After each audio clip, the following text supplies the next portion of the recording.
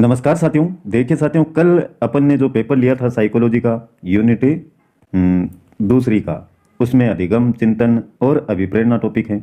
पूरी यूनिट में से आपका टेस्ट लिया गया था। तो साथियों, ये आंसर की है, साथ में थोड़ा थोड़ा इसको मैं समझा भी देता हूँ। आराम से पूरे प्रत्येक क्वेश्चन को आप देखेंगे और लास्ट में आपके कितने जवाब सही हुए हैं वो कमेंट अवश्य ही कीजिएगा और इस वीडियो को लाइक भी कीजिएगा। तो देखते हैं पहला प्रश्न। देखिए साथियों, अंग्रेजी भाषा का मोटिवेशन शब्द किस लैटिन शब्द से बना है? जब मोटिवेशन टॉपिक आपका अभिप्रेरणा शुरू करवाया था साथियों, उस समय मैंने आपको बताया था कि अभिप्रेरणा को अंग्रेजी में क्या कहते हैं? मोटिवेशन कहते हैं। और मोटिवेशन जो शब्द है उसकी उत्पत्ति मानी गई है लैटिन भाषा के शब्द है एक मोटम, MOTUM। और एक शब्द मैंने इसके साथ में और बताया था साथियों, MOVERE। ये शब्द भी साथ में बताया था, अगर आपने टॉपिक को ध्यान से देखा है तो यहीं से ये प्रश्न उठाया गया है, अंग्रेजी भाषा का मोटिवेशन शब्द किस लैटिन शब्द से बना है? तो इससे 1 नंबर ऑप्शन इसका राइट हो जाएगा। अब देखते हैं दूसरा प्रश्न। दूसरा प्रश्न है साथियों, निम्न में से अभिप्रेरणा का मूल तत्व नहीं है। तो ये नहीं है साथियों, इसका सी ऑप्शन राइट होगा। और क्यों होगा साथियों? मैंने आपको अभिप्रेरणा के सोपान बताए थे। सोपान कितने? 3 सोपान। और वो सोपान यही है साथियों, आवश्यकता, प्रणोद। प्रणोद में साथियों आपको जो ड्राइव बताया था, अंतर्नोद ये था। और एक है आपका प्रोत्साहन या लक्ष्य या उद्दीपक। ये तीनों क्या हैं? अभिप्रेरणा के सोपान हैं और ये उपलब्धि नहीं है। तो इसलिए इसका मूल तत्व क्या है? उपलब्धि नहीं है। ये राइट होगा आपका 3 नंबर ऑप्शन। अगला क्वेश्चन देखेंगे। तीसरा प्रश्न है साथियों, संवेग शब्द का अंग्रेजी रूपांतरण इमोशन है, जो लैटिन के किस शब्द से बना है? ये अपन ने अभिप्रेरणा का जो मूल प्रवृत्ति का सिद्धांत पढ़ा था, वहां पर आपको संवेग के बारे में जानकारी दी गई है। संवेग साथियों जो भावनाएं हैं, मूल प्रवृत्तियां हैं आपकी, उनके व्यवहारिक पहलू को ही हमने क्या कहा था? संवेग कहा था। और इसका अर्थ होता है लैटिन भाषा के किस शब्द से बना है? इमोवेरे से। तो ये इसका राइट होगा बी ऑप्शन, तीसरे में बी। अब अगला देखिए। चौथा प्रश्न साथियों, व्यक्ति भालू या शेर को देखता है, भाग जाता है, इसलिए डर जाता है, यह कथन निम्नलिखित में से किस सिद्धांत की ओर इशारा करता है? साथियों, संवेग जो आपका है, संवेग के शरीर क्रियात्मक सिद्धांतों में से सबसे पुराने सिद्धांतों में से एक है आपका जेम्स, जिसने 1884 में दिया था। ये 1884 में बिल्कुल आपको बताया हुआ है। जो मूल प्रवृत्तियां आपकी बताई थी उसके बाद में यही इसी के बारे में चर्चा की थी। और 1884 में साथ में साथियों जो लेंगे साहब हैं, उन्होंने इनका क्या किया था? समर्थन किया था। और ये जो भय वाली मूल प्रवृत्ति संवेग है, भय, संवेग, पलायन की प्रवृत्ति, मूल प्रवृत्ति, इससे संबंधित है ये आपका जेम्स लेंगे सिद्धांत है। तो शरीर क्रियात्मक सिद्धांत को ये दर्शाता है। अच्छे से ध्यान में रखें इसको। तो इसका राइट आंसर होगा बी। अगला देखिए। 5 का प्रश्न है साथियों, एक आंतरिक मानसिक दशा जो किसी व्यवहार को आरंभ करने तथा बनाए रखने के लिए प्रवृत्ति करती है, क्या कहलाती है? देखिए, अभी क्षमता साथियों ये जन्मजात होती है, आपकी जन्म है जात है। प्रत्येक व्यक्ति में एक ऐसी कैपेसिटी होती है जो सबसे क्या हो? अलग हो। अभिवर्ती अनेक प्रकार की रुचियां साथ जो विद्यार्थी हैं उनमें देखने को मिलती हैं। और जो व्यवहार है वो उसी के द्वारा डिसाइड किया जाता है कि उसकी दिशा किस प्रकार जाएगी। ये अभिवर्ती है आपकी। अच्छे बुरे जितने भी गुण हैं, संवेग हैं, संवेगों के माध्यम से जो प्रदर्शित होते हैं आपके, वही अभिवर्ती है। एक है अभिरुचि। ये साथियों जितनी भी रुचियां मौजूद होती हैं व्यक्ति विशेष में, वो आपकी अभिरुचियां हैं, कौशल से संबंधित हो सकती हैं। तो इसका राइट आंसर क्या होगा? अभिप्रेरणा। ये साथियों एक शुरुआत में जब टॉपिक शुरू किया था अभिप्रेरणा वाला, उस समय आपको पढ़ाया गया था। तो ये परिभाषा है अभिप्रेरणा की। राइट होगा सी ऑप्शन। अगला क्वेश्चन देखेंगे। छठा प्रश्न है साथियों, मूल प्रवृत्तियों को 14 प्रकार से किसने वर्गीकृत किया? बहुत ही सीधा सा क्वेश्चन पूछा और आंसर होगा मैकडूगल। कब? 1908 में अभिप्रेरणा का मूल प्रवृत्ति का सिद्धांत दिया था मैकडूगल ने, विलियम मैकडूगल। साथियों, मूल प्रवृत्तियां जितनी भी हैं वही व्यक्ति के व्यवहार का उद्गम करती हैं। तो ये 14 प्रकार में बताए हैं। प्रत्येक आपको जो पलायन है, संतान कामना है, शिशु रक्षा की प्रवृत्ति है, काम प्रवृत्ति, सामूहिकता का भाव, जिज्ञासा की प्रवृत्ति, ये सभी आपको 14 प्रकार इस प्रकार से बताए गए थे। तो इसका राइट आंसर होगा बी। अगला क्वेश्चन देखते हैं। 7वां प्रश्न है साथियों आपका, अभिप्रेरणा का परिणाम है, और ये ऑप्शन दे रखे थे। तो इसका राइट होगा साथियों लक्ष्य केंद्रित व्यवहार। क्यों? क्योंकि साथियों अभिप्रेरणा जब भी किसी विद्यार्थी को मोटिवेशन दिया जाता है या उसका आंतरिक मोटिवेशन काम करता है तो वो इसलिए काम करता है कि लक्ष्य को आसानी से प्राप्त कर सके, मानसिक जितनी भी क्रियाएं हैं उनका विकास किया जा सके, रुचि जागृत करने में सहायक हो। तो मुख्य क्या होगा इसका परिणाम कि लक्ष्य केंद्रित व्यवहार उसमें पनपे। 7वें में ए। अगला क्वेश्चन देखिए आप। 8वां प्रश्न है, मेस्लो का सिद्धांत खालिस्तान पर आधारित है। तो साथियों आवश्यकताओं पर है। अभिप्रेरणा का जो मांग सिद्धांत है वह मेस्लो ने दिया है। आवश्यकता पूर्ति का सिद्धांत इसी को कहा गया है। सब यथार्थीकरण का सिद्धांत भी इसी को बोला गया है। आवश्यकता पदानुक्रम का सिद्धांत भी इसी को कहा गया है। और एक नाम और भी था, नाभिकीय आवश्यकता का सिद्धांत भी इसी को बोला गया है। कब दिया गया ये? 1954 में। एक जो ग्रंथ लिखा था ए थ्योरी ऑफ ह्यूमन मोटिवेशन, उस ग्रंथ में सिद्धांत का जिक्र मिलता है। तो इसका राइट आंसर आपका हो जाएगा मेस्लो का सिद्धांत आवश्यकताओं पर आधारित है। अगला क्वेश्चन देखते हैं।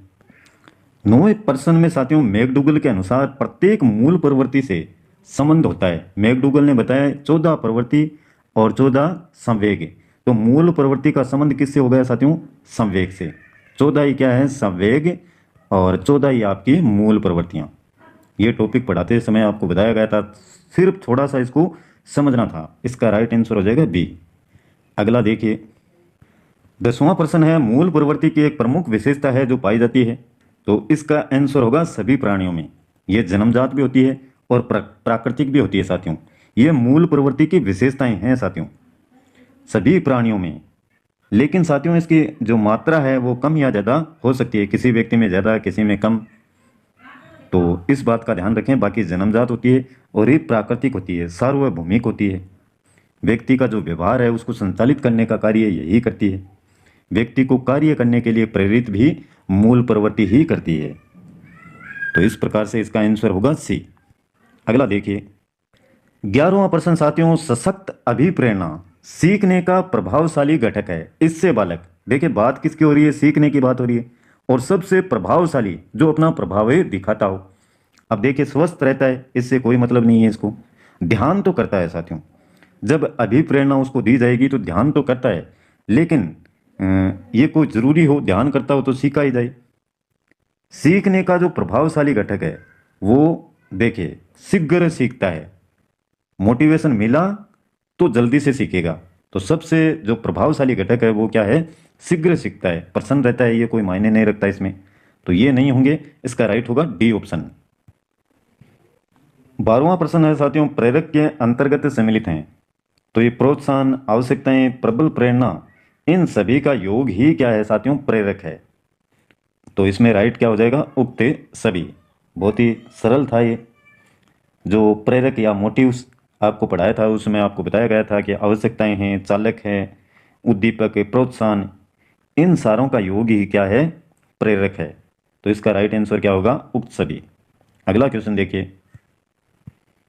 13वां प्रश्न है साथियों, खालिस्तान के अनुसार बच्चों के चिंतन के बारे में सामाजिक प्रक्रियाओं तथा सांस्कृतिक संदर्भ में प्रभाव को समझना आवश्यक है। तो ये तो आपको ध्यान में रखने वाला प्रश्न है। ये बात है जो कही है वो कही थी आपके लेव वाइगोत्स्की ने। राइट होगा सी ऑप्शन इसका। तो इसमें तो कोई समझाने वाला बात नहीं है, ये इन्होंने ही कहा है ऐसा, लेव वाइगोत्स्की ने। अगला क्वेश्चन देखेंगे। 14वां प्रश्न, निम्नलिखित में से कौन सा गहन चिंतन कौशल का एक उदाहरण नहीं है। तो ये होगा इसमें ए ऑप्शन राइट, तत्काल तैयार करना। 15वां प्रश्न देखिए साथियों, हमारी स्मृति का कौन सा हिस्सा हमारे जीवन में घटित घटनाओं का भंडार है? इसमें राइट होगा आपका 1 नंबर ऑप्शन प्रासंगिक स्मृति। 16वां प्रश्न देखेंगे, जब बच्चे प्राप्त की गई सूचनाओं की व्याख्या करने के लिए अपने अनुभवों के आधार पर सोचते हैं तो उसे क्या कहा जाता है? उसको कहते हैं सृजनात्मक सोच। प्राप्त की गई सूचनाओं की व्याख्या करने के लिए अपने अनुभवों के आधार पर यानी अपने तरीके से नई सोच विकसित करते हैं तो इसी को क्या कहते हैं? सृजनात्मक सोच। 17वां प्रश्न देखेंगे, निम्न में से कौन सा मानसिक क्रियाओं का स्तर नहीं है? मानसिक क्रियाओं के स्तर हैं साथियों, इसमें से आपको एक चूज करना था। ये जो वर्णन है ये किसी भी प्रकार का कोई मानसिक क्रियाओं का स्तर नहीं है, तो इसका राइट यही होगा। बोध, चिंतन, स्मृति ये सारे क्या हैं? मानसिक क्रियाओं के स्तर हैं। 18वां प्रश्न देखेंगे, चिंतनशील सोच की चर्चा इनमें से किसने की है? तो ये तो आपके डेवी साहब ने की है, डेवी ने। 19 का प्रश्न साथियों, आगमनात्मक तर्क के स्तरों में कौन सा शामिल नहीं है? देखिए इसको, आपने किया होगा कल्पना और यही सही है इसका। 20 का प्रश्न है, बालक का चिंतन किसके द्वारा प्रदर्शित नहीं होता है? बालक के चिंतन की बात हो रही है और बालक का चिंतन किसके द्वारा प्रदर्शित नहीं होता है? इसमें आपका राइट होगा साथियों व्यक्तिवाद, डी ऑप्शन राइट होगा। 21 का प्रश्न देखेंगे, निम्नलिखित में से कौन सा चिंतन अनुसंधान से संबंधित है? क्या किया है इसमें? वैज्ञानिक चिंतन होगा साथियों, सी ऑप्शन राइट होगा। 22 का प्रश्न है, प्रतिभाशाली शिक्षार्थी है। प्रतिभाशाली शिक्षार्थी को अन्य नाम से भी जाना जाता है जिसको कहते हैं अभिसारी चिंतक है। और जो आपका एक और होता है प्रतिभाशाली के अलावा जिसमें सृजनात्मकता देखने को मिलती है वो होता है अपसारी। तो दोनों में अंतर ध्यान में रखें आप। इसमें होगा अभिसारी चिंतक है 22 में। 23 का प्रश्न है साथियों, चिंतन अनिवार्य रूप से एक है। क्या है? चिंतन करते हैं तो ज्ञान तो देखिए काम में लेंगे, भावनाओं का कोई महत्व नहीं है, मनोवैज्ञानिक परिघटना नहीं है, आपके ज्ञान का उपयोग वहां पर करना होगा, इसलिए क्या है? संज्ञानात्मक गतिविधि। 24 का प्रश्न देखिए, वुडवर्थ के अनुसार स्मृति का आयाम नहीं है। वुडवर्थ साहब कहते हैं कि स्मृति है उसमें धारण करना सम्मिलित है, पुनः स्मरण किया जाना चाहिए, तभी आपकी मेमोरी में फीड रहेगा, पहचानना उसको जरूरी है और इसको नहीं माना है तर्क करना को। तो यही इसका आंसर होगा। 25 का प्रश्न है, वह चिंतन प्रक्रिया जो नवीन मौलिक तथा उपयोगी विचार के उत्पन्न होने में लिप्त हो कहलाती है। यह आपकी कहलाती है सृजनात्मकता। नवीन मौलिक तथा उपयोगी विचार के उत्पन्न होने में लिप्त हो तो इसको जोड़ेंगे सृजनात्मकता। नवीन नाम आए साथियों वहां पर सृजनात्मकता से संबंधित ज्यादातर देखने को मिलता है। 26 का देखिए, जब एक शिक्षक विद्यार्थियों को उनके अधिगम आवश्यकताओं के आधार पर पढ़ाता है तथा उनके अधिगम समस्याओं का समाधान करते हुए अधिगम स्रोतों की ओर ले जाता है तो शिक्षण का स्तर होगा कौन सा होगा? ये होगा साथियों विमर्शी चिंतन स्तर। 27 का, आगमन चिंतन के विकास के लिए श्रीमती टाबा ने कौन सी युक्ति नहीं सुझाई? ध्यान में रखें टाबा वाला, देखिए इसका आंसर राइट होगा साथियों डी ऑप्शन दत्त अवलोकन। तो ये ध्यान में रखें थोड़ा सा। 28 का प्रश्न है, अमूर्त वैज्ञानिक चिंतन के लिए क्षमता का विकास निम्नलिखित अवस्थाओं में से किसकी एक विशेषता है? औपचारिक संक्रियात्मक अवस्था की, बी होगा राइट। प्रत्येक प्रश्न को समझाएंगे तो साथियों फिर वीडियो बनेगा 1-1.5 घंटे का। 29 का प्रश्न देखिए, किशोरों के संदर्भ में निम्नलिखित में से कौन सा कथन है सर्वाधिक उचित है? इसमें आपका राइट हो जाएगा सी ऑप्शन, संवेगात्मक प्रोत्थान की घटना बढ़ जाती है, प्रो उत्थान। ध्यान से देखिएगा शब्दों को। 30 का प्रश्न है, चिंतन मानसिक क्रिया का पहलू है। मानसिक क्रिया दिमाग से जुड़ी हुई, तो ना तो भाव हैं ना क्रियात्मक, ना इनमें से कोई नहीं, तो ये होगा ज्ञानात्मक, ज्ञान से जुड़ा हुआ। 30 में ए। 31 में देखिए, ध्यान को केंद्रित करने की आंतरिक दशा है। ध्यान को केंद्रित करने की, ध्यान तभी आप केंद्रित कर पाएंगे साथियों जब क्या होगी आपकी रुचि। तो सी ऑप्शन राइट होगा, बल्कि ये नहीं होंगे इसमें। 32 का प्रश्न देखिए, निम्न में से किस विधि का उपयोग स्मृति के मापन के लिए नहीं किया जाता है? तार्किक विधि का, बी ऑप्शन राइट होगा। 33 का प्रश्न है साथियों, वैचारिक क्रियावस्था होती है। बहुत ही शानदार क्वेश्चन था ये, क्या होगा इसका आंसर? ध्यान रखिएगा, सी ऑप्शन राइट होगा, 7 से 12 वर्ष तक। अगला प्रश्न है, आप अपने जूते एक रैक पर रखते हैं, उस रैक को उस स्थान से हटा दिया जाता है, फिर भी आप जूते रखने उसी स्थान पर जाते हैं जहां पहले रैक रखी थी। ऐसा होने का क्या कारण है? देखा होगा आपने ऐसे, जब पढ़ाया था आपको अच्छे से बताया था साथियों। राइट होगा सी ऑप्शन, अनुबंधन। अगला देखिए 35 का है, अधिगम का संबंध प्रतिक्रिया सिद्धांत से निम्न में से किसने प्रतिपादित किया था? अधिगम का संबंध प्रतिक्रिया सिद्धांत, ये क्या था? पावलोव साहब ने, डी ऑप्शन राइट होगा। 36 का है, पावलोव के प्रयोग में भोजन को अनुबंधन की भाषा में क्या कहा है? अनानुबंधित उद्दीपक कहा था साथियों। सी ऑप्शन राइट होगा इसमें, अनानुबंधित उद्दीपक है। 37 का, पावलोव के अनुबंधन प्रयोग में भोजन के पूर्व उपस्थित ध्वनि को क्या कहते हैं? अनुबंधित उद्दीपक है, ए राइट होगा। सभी ये समझाए हुए हैं आपको अच्छे से। पावलोव के शास्त्रीय अनुबंधन में क्या किया जाता है? पहले ध्वनि, तत्पश्चात भोजन को प्रस्तुत किया गया था, कुत्ते वाला प्रयोग, बी ऑप्शन राइट होगा। 39 का प्रश्न देखिए साथियों, एक क्रिकेट खिलाड़ी अपनी गेंदबाजी के कौशल को विकसित कर लेता है पर यह इसके बल्लेबाजी कौशल को प्रभावित नहीं करता है, इसे क्या कहते हैं? क्या कहेंगे इसको? इसको कहेंगे शून्य प्रशिक्षण अंतरण। 40 का, अधिगम को प्रभावित करने वाला व्यक्तिगत कारक है। अधिगम, परिपक्वता और आयु, बहुत बार आया हुआ है एग्जाम में। 41 का है, अधिगम निर्योग्यता का लक्षण है, ये भी आया हुआ है साथियों, अधिगम निर्योग्यता का लक्षण। ये आपका आया था रीट की जो एग्जाम हुई थी साथियों 2011 की, उसमें। इसका होगा अवदान संबंधी विकार, सी ऑप्शन। 42 का प्रश्न है, जिस प्रक्रिया में व्यक्ति दूसरों के व्यवहार को देखकर सीखता है न कि प्रत्यक्ष अनुभव के, तो इसको क्या कहा जाता है? कहा जाता है इसको सामाजिक अधिगम। दूसरों के व्यवहार को, दूसरों का व्यवहार कहां पर देखने को मिलेगा? समाज में, तो सामाजिक अधिगम।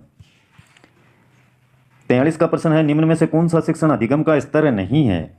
शिक्षण अधिगम का स्तर ए होगा, विभेदीकरण स्तर। बाकी ये सारे शिक्षण अधिगम के स्तर हैं, स्मृति, चिंतनशील, समझ। 44 का प्रश्न है, अधिगम से संबंधित है किसी विद्यार्थी की समस्याओं का सबसे अच्छा उपचार क्या है? निदानात्मक शिक्षण। 45 का प्रश्न है, मनोचित्रण का संदर्भ है मन के प्रकार्य का अन्वेषण, डी ऑप्शन। 46 का, मास्टर ग्रंथि के नाम से जाना जाता है पीयूष ग्रंथि को। 47 का प्रश्न है, बालक की प्रथम पाठशाला उसका परिवार है साथियों। बालक की प्रथम पाठशाला क्या है? उसका परिवार। 48 का प्रश्न देखिए, बालक का सामाजिक विकास प्रभावित होता है किससे? ये सभी से साथियों, सामाजिक आर्थिक स्तर, विद्यालय से, परिवार से, तो इसमें राइट होगा इनमें से सभी। सामाजिक विकास बालक का प्रभावित है इन सभी से। 49 का प्रश्न है, बालक का मानसिक स्वास्थ्य निर्भर करता है, ये भी सभी से होगा।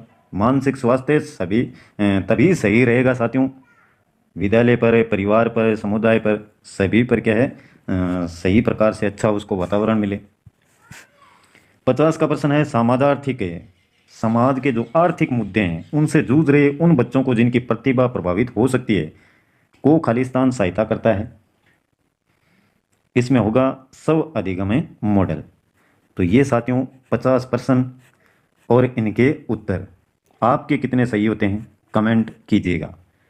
वीडियो पसंद आए साथियों, इसको देखे थोड़ा सा आप चाहते हैं, मेरे को पता है कि प्रत्येक प्रश्न को क्लियर किया जाए, लेकिन साथियों इतना आपके पास में समय नहीं है, इतना समय नहीं दे सकते। अगर इस प्रकार से देंगे तो फिर कम से कम 1.5-2 घंटे का वीडियो बनेगा। इतना लंबा वीडियो ना तो देखने की इच्छुक रहते हैं विद्यार्थी। हालांकि आनंद तभी आता है जब प्रत्येक प्रश्न को ऐसे डीपली जाकर के क्लियर किया जाए। एक ही प्रश्न में से प्रत्येक को, जैसे इसको भी समझा दिया, इसको भी समझा दिया, इसको भी प्रत्येक को समझा दिया जाए तो एक ही प्रश्न से काफ़ी प्रश्न क्लियर हो सकते हैं। लेकिन साथियों उनमें इतने प्रश्नों को शामिल अपने नहीं कर सकते। हो सकता है 5%, 10% इस प्रकार से लेके आएँ और उनको क्लियर किया जाए, तब थोड़ा वीडियो छोटा रह सकता है। अन्यथा फिर अपलोडिंग में साथियों बहुत सारी समस्याएं देखने को मिलती हैं। तो कमेंट अवश्य ही कीजिएगा साथियों, कितने सही होते हैं आपके। वीडियो पसंद आए तो लाइक कीजिएगा, अपने मित्रों के साथ में शेयर करें। आज के लिए बस इतना ही। कल फिर मिलते हैं एक नए वीडियो, नए टॉपिक और नई जानकारी के साथ में। तब तक के लिए जय हिंद।